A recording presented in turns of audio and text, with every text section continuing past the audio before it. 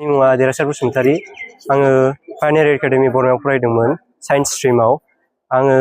HS आनजादाव 93.2% लानानै उथ्रिसारनो हादों आं सिगाङाव बर' बिजोङै फरायदोंमोन मोनसे गभर्नमेन्ट स्कुलाव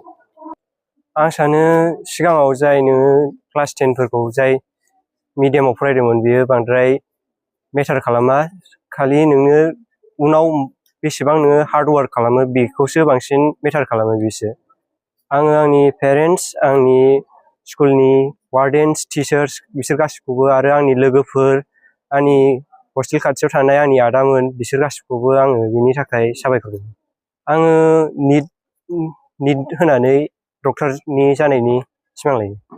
पायनियार एकाडेमि बरमा बाक्सानिफ्राय 91.2% लानानै पास जादों मा स्ट्रिमाव Science stream, Bora medium. First of all, I want to thank all of the teachers, staff members for my excellence percentage mark that I obtained. I am very grateful to them, and they're really very supportive and nice and guide with so much love and care that I scored 91.2% in this exam. आंथ' दा engineering line लादों स' JEE एग्जामखौ crack खालामनायनि dream दं स' try खालामनो टिना सरगियारि आङो निकासि 3 नम्बर दिहिरानिफ्राय फैदों आरो पायनियार कलेजनिफ्रायनो आं फरायनानै 91.2% लानानै आङो उथ्रिसार जानो हादों मेनलि टिचार स्टाफ्स पायनियारनिफ्राय आं बिराद मोजां ट्रिटमेन्ट मोनदों होननानै आं बुंगोन एन्ड सेकेन्डलि आंनि parents for their support and their efforts towards my studies. आं UPSC होनानै सासे IFS अफिसार जानो सानो। खुलुमबाय आंनि मुङा अनसमा लाहारि आङो पायनियार एकाडेमिनिफ्राय 90.4 जौखोन्दो लानानै उथ्रिसार जानो हादों आङो टिचार्स आरो पेरेन्ट्सखौ होननो सानो जों पायनियार एकाडेमिनिफ्राय गासै टटेल स्टुडेन्टफोरा साइन्सनिफ्राय 130 स्टुडेन्ट एपियार जादोंमोन आरो बिनिफ्राय ओमफ्राय 112 फार्स्ट डिभिजन ओमफ्राय सेकेन्डआ 18 स्टुडेन्टस बियो साइन्स स्ट्रिम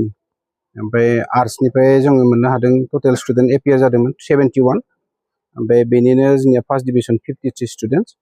ओमफ्राय सेकेन्डआव 17 आरो थार्ड डिभिजनाव 1 बे 100% पास जाजोबदों आरो आगोलनिख्रुइ जोबोद मोजां बारा जादों आरो एबार 100% बोसोरै बोसोरबानिफ्रायनो जोंनिया रिजाल्टआ मोजांखा आरो देग्लायनि बोसोराव साबसिन जाबावदों आरो साइन्सआव जोंनिया देरहासार बसुमतारी बियो मोननो हादों 93.2 ओमफ्राय आर्ट्स स्ट्रिमनिफ्राय जोंनिया हाइएस्ट पार्सेन्टेज मोननो हादों टिना सरगियारि 91.6 जाफुंसारनाया आं गिबियावनो स्पेसियेलि जोंनि पायनियार एकाडेमिनि सालायगिरि मेनेजमेन्ट कमिटिनि सेक्रेटारि प्रेसिडेन्ट बिथां सारमोनखौ आङो गिबियावनो साबायखर होग्रोनांगोन बिथांमोननि बेंनायाव नायफिननायाव दिनै जोंनि स्टाफआ स्ट्रंलि खामानि मावदों लोगोसे सेकेन्डआव आं जोंनि टिचिं स्टाफ गासैखौबो आं साबायखर बावनो सानो बिथांमोना गावनि डेडिकेसनजों गावनि जितु वर्क एन्ड कनफिडेन्सजों दिनै गथ'फोरखौ मोजां दानो हादों लोगोसे थार्डआव आङो जोंनि फरायसा फरायसुलिफोरखौ साबायखर होगोन बिथांमोना